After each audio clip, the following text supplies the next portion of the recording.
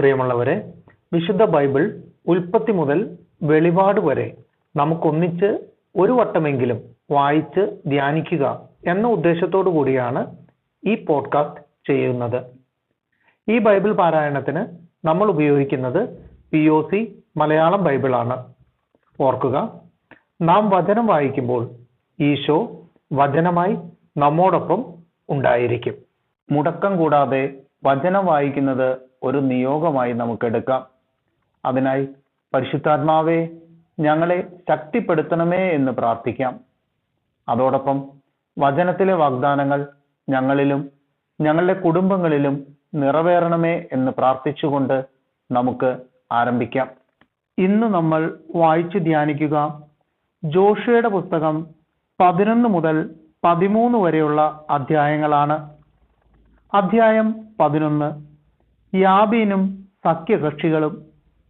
Hazor രാജാവായ യാബീൻ ഇത് കേട്ടപ്പോൾ മാദോൻ രാജാവായ യോബാബിനും ഷിമ്രോണിലെയും അക്ഷാഫിലെയും രാജാക്കന്മാർക്കും വടക്ക് മലമ്പ്രദേശത്തും താഴ്വരയിൽ കിന്നരോത്തിന് സമീപം അരാബയിലും പടിഞ്ഞാറ് നഫ്തോദോറിലും ഉള്ള രാജാക്കന്മാർക്കും കിഴക്ക് പടിഞ്ഞാറ് കാനാന്യർക്കും മലമ്പ്രദേശത്തുള്ള അമോര്യർ, ഹിത്യർ, പെരീസ്യർ, ജബൂസ്യർ എന്നിവർക്കും മിസ്പ ദേശത്ത് ഹെർമോൺ താഴ്വരയിൽ വസിച്ചിരുന്ന ഹിവ്യർക്കും ആളയച്ചു. അവർ സമുദ്രതീരത്തെ മണൽത്തരി പോലെ എണ്ണമറ്റ സൈന്യത്തോടും വളരെയധികം കുതിരകളോടും രഥങ്ങളോടും കൂടെ പുറപ്പെട്ടു. ഈ രാജാക്കന്മാർ സൈന്യസമേതം ഇസ്രായേലിനോട് പടവെട്ടുന്നതിന് ഒരുമിച്ചുകൂടി മെറോം നദീതീരത്ത് താവളമടിച്ചു. കർത്താവ് ജോഷുവയോട് അരുൾ ചെയ്തു, അവരെ ഭയപ്പെടേണ്ട. നാളെ ഈ സമയത്ത് അവരെ ഇസ്രായേലിന്റെ മുൻപിൽ ഞാൻ കൊന്നു നിരത്തും. നിങ്ങൾ അവരുടെ കുതിരകളുടെ കുതിഞരമ്പ് വെട്ടുകയും അവരുടെ രഥങ്ങൾ കത്തിക്കുകയും ചെയ്യണം. ഉടനെ ജോഷുവ യോദ്ധാക്കളും ഒന്നിച്ച് മെറോം നദീതീരത്ത് വന്ന് അവരെ ആക്രമിച്ചു. കർത്താവ് അവരെ ഇസ്രായേലിന്റെ കൈകളിൽ ഏൽപ്പിച്ചു. ഇസ്രായേൽക്കാർ അവരെ വധിക്കുകയും മഹാസീദോൻ വരെയും മിസ്രഫോത്ത് മയിം വരെയും കിഴക്കോട്ട് മിസ്പ താഴ്വര വരെയും ഓടിക്കുകയും ചെയ്തു. ഒന്നൊഴിയാതെ എല്ലാവരെയും ഉന്മൂലനം ചെയ്തു. കർത്താവ് കൽപ്പിച്ചിരുന്നതുപോലെ ജോഷുവ അവരോട് പ്രവർത്തിച്ചു. കുതിരകളുടെ കുതിഞരമ്പ് വെട്ടുകയും രഥങ്ങൾ അഗ്നിക്കിരയാക്കുകയും ചെയ്തു. ജോഷുവ തിരിച്ചു ചെന്ന് ഹാസോറിനെ കീഴടക്കി. അവിടുത്തെ രാജാവിനെ വാളിനിരയാക്കി. ഹാസോർ പണ്ട് ആ രാജ്യങ്ങൾക്കിടയിൽ പ്രബല സ്ഥാനം വഹിച്ചിരുന്നു. ജോഷുവ അവിടെയുണ്ടായിരുന്ന സകലരെയും വാളിനിരയാക്കി നിശേഷം നശിപ്പിച്ചു. ജീവനുള്ളതൊന്നും അവശേഷിക്കാത്ത വിധം ഹാസോറിനെ അഗ്നിക്കിരയാക്കി. കർത്താവ് തന്റെ ദാസനായ മോശയോട് കൽപ്പിച്ചിരുന്നതുപോലെ ജോഷുവ ആ രാജാക്കന്മാരെയും അവരുടെ പട്ടണങ്ങളെയും ആക്രമിച്ച് വാളിനിരയാക്കി ഉന്മൂലനം ചെയ്തു. എന്നാൽ ഉയരത്തിൽ പണിത പട്ടണങ്ങളിൽ ജോഷുവ നശിപ്പിച്ച ഹാസോർ ഒഴികെ ഒന്നും ഇസ്രായേൽക്കാർ അഗ്നിക്കിരയാക്കിയില്ല. ഈ പട്ടണങ്ങളിൽ നിന്ന് കൊള്ളവസ്തുക്കളും കന്നുകാലികളും അവർ എടുത്തു. ആരും ജീവനോടെ അവശേഷിക്കാത്ത വിധം ഒന്നൊഴിയാതെ എല്ലാവരെയും അവർ വാളിനിരയാക്കി. കർത്താവ് തന്റെ ദാസനായ മോശയോട് കൽപ്പിച്ചതുപോലെ മോശയും ജോഷുവയോട് കൽപ്പിച്ചു. ജോഷുവ അപ്രകാരം പ്രവർത്തിക്കുകയും ചെയ്തു. കർത്താവ് മോശയോട് കൽപ്പിച്ചതൊന്നും ജോഷുവ ചെയ്യാതിരുന്നില്ല. ഇപ്രകാരം ജോഷുവ നാട് മുഴുവൻ, മലമ്പ്രദേശവും നെഗബ് മുഴുവനും, ഗോഷൻ ദേശമൊക്കെയും സമതലങ്ങളും അരാബായും ഇസ്രായേലിലെ മലമ്പ്രദേശവും അതിന്റെ താഴ്വരയും സെയിർ വരെ ഉയർന്നു നിൽക്കുന്ന ഹാലാക് മലയും ഹെർമോൺ മലയ്ക്ക് താഴെ ബാൽഗാദ് വരെ കിടക്കുന്ന ലെബനോൻ താഴ്വരയും പിടിച്ചെടുത്തു. അവിടുത്തെ രാജാക്കന്മാരെ എല്ലാം അവൻ വധിച്ചു. ജോഷുവ വളരെ നാൾ ആ രാജാക്കന്മാരോട് യുദ്ധം ചെയ്തു. ഗിബയോൻ നിവാസികളായ ഹിവ്യർ ഒഴികെ ഇസ്രായേൽ ജനവുമായി വേറെ ആരും സമാധാന സന്ധി ഉണ്ടാക്കിയിരുന്നില്ല. മറ്റു പട്ടണങ്ങൾ അവർ യുദ്ധത്തിൽ പിടിച്ചടക്കി. എന്തെന്നാൽ കർത്താവ് മോശയോട് കൽപ്പിച്ചിരുന്നതുപോലെ അവർ കഠിന ഹൃദയരാകണമെന്നും ഇസ്രായേലിനെതിരെ യുദ്ധം ചെയ്ത് പരിപൂർണമായി നശിക്കണമെന്നും നിഷ്കരുണം നിർമൂലമാക്കപ്പെടണമെന്നും കർത്താവ് നിശ്ചയിച്ചിരുന്നു. ഇക്കാലത്ത് ജോഷുവ മലമ്പ്രദേശത്ത് ഹെബ്രോൻ, ദബീർ, അനാബ് എന്നിവിടങ്ങളിലും യൂദയായിലെയും ഇസ്രായേലിലെയും മലമ്പ്രദേശങ്ങളിലും വസിച്ചിരുന്ന അനാക്കിമുകളെയും അവരുടെ പട്ടണങ്ങളെയും നിശേഷം നശിപ്പിച്ചു. ഇസ്രായേൽക്കാരുടെ രാജ്യത്ത് അനാക്കിമുകളിൽ ആരും അവശേഷിച്ചില്ല. ഗാസായിലും ഗത്തിലും അഷ്ഡോദിലും മാത്രം ഏതാനും പേർ അവശേഷിച്ചു. അങ്ങനെ കർത്താവ് മോശയോട് പറഞ്ഞതുപോലെ ആ ദേശമെല്ലാം ജോഷുവ പിടിച്ചെടുത്തു. ഇസ്രായേൽക്കാർക്ക് ഗോത്രമനുസരിച്ച് ജോഷുവ അത് അവകാശമായി നൽകി. അങ്ങനെ ആ നാടിന് യുദ്ധത്തിൽ നിന്ന് ആശ്വാസം ലഭിച്ചു. അധ്യായം 12. കീഴടക്കിയ രാജാക്കന്മാർ.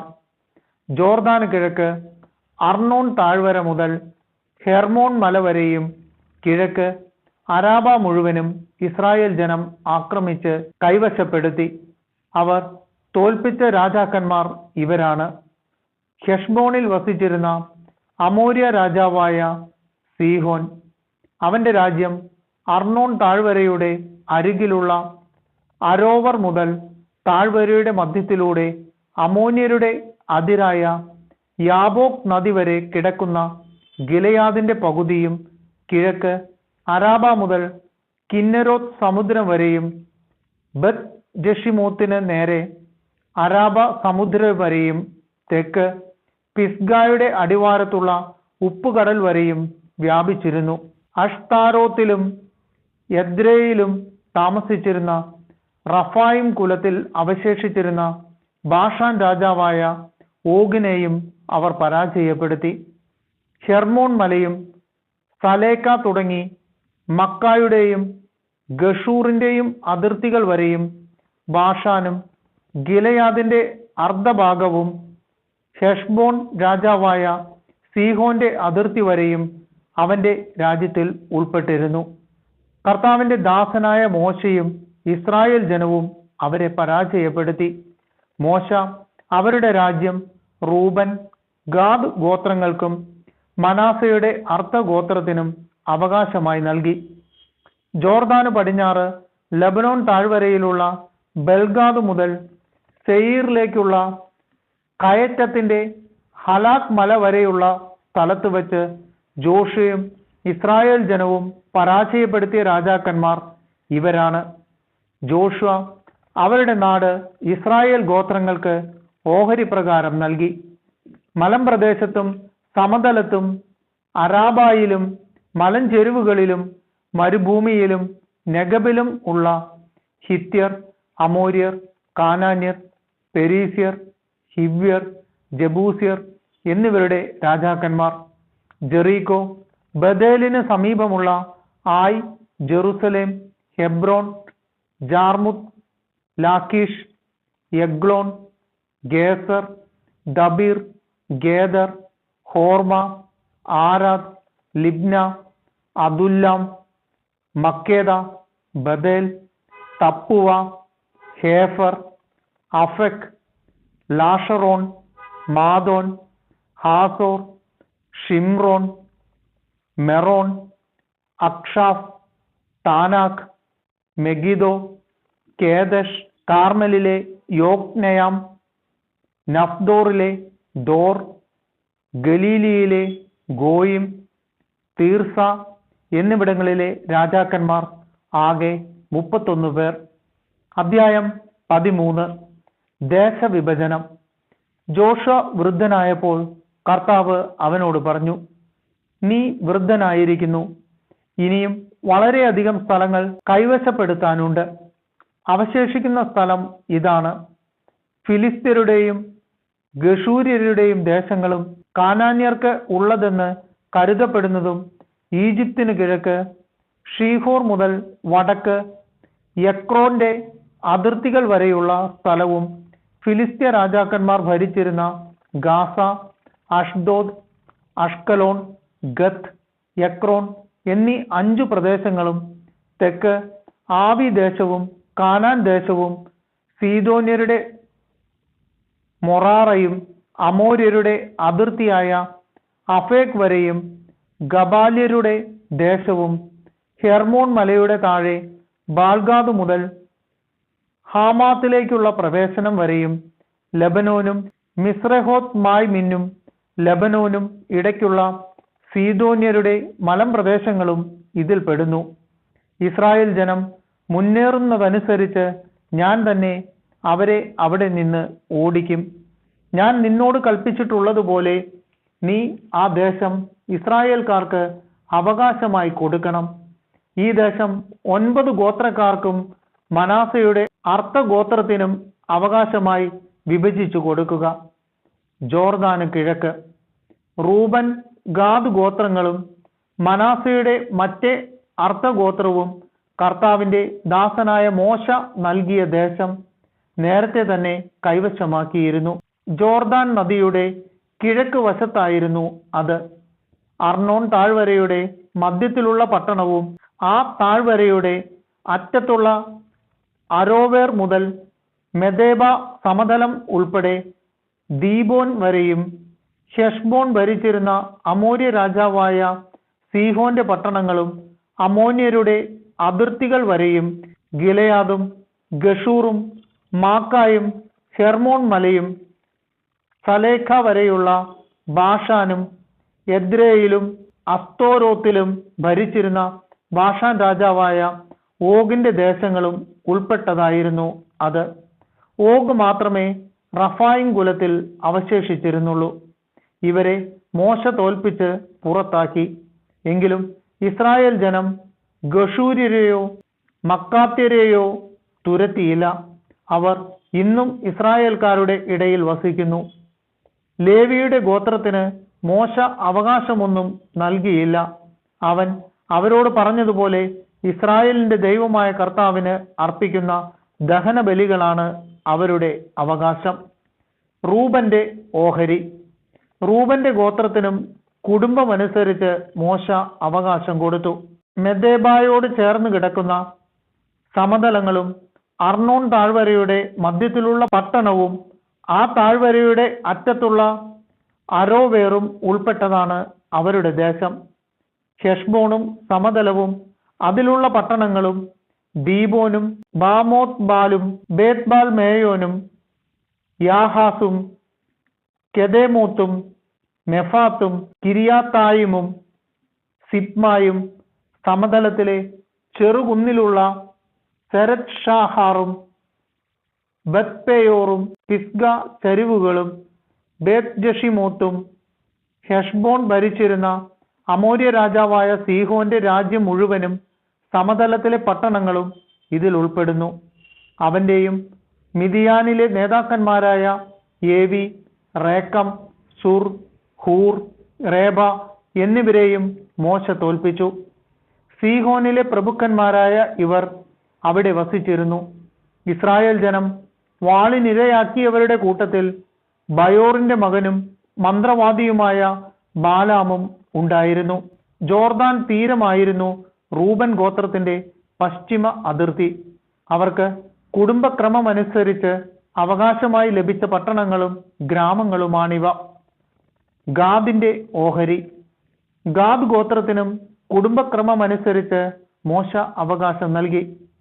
അവരുടെ ദേശങ്ങൾ യാസാർ, ഗിലെയാദിലെ പട്ടണങ്ങൾ, റബ്ബായുടെ കിഴക്ക് അരോവേർ വരെ അമോന്യരുടെ ദേശത്തിന്റെ പകുതി, ഹെഷ്ബോൺ മുതൽ റാമാത്ത് മിസ്പയും ബത്തോണിമും വരെ, മഹാനായിം മുതൽ ദബീറിന്റെ പ്രദേശം വരെ, താഴ്വരയിലെ ബത്ഖാറാം, ബത്നിമ്ര, സുക്കോത്ത്, സാഫോർ, ഹെഷ്ബോൺ രാജാവായ സീഹോന്റെ രാജ്യത്തിലെ ബാക്കി ഭാഗം എന്നിവയാണ്.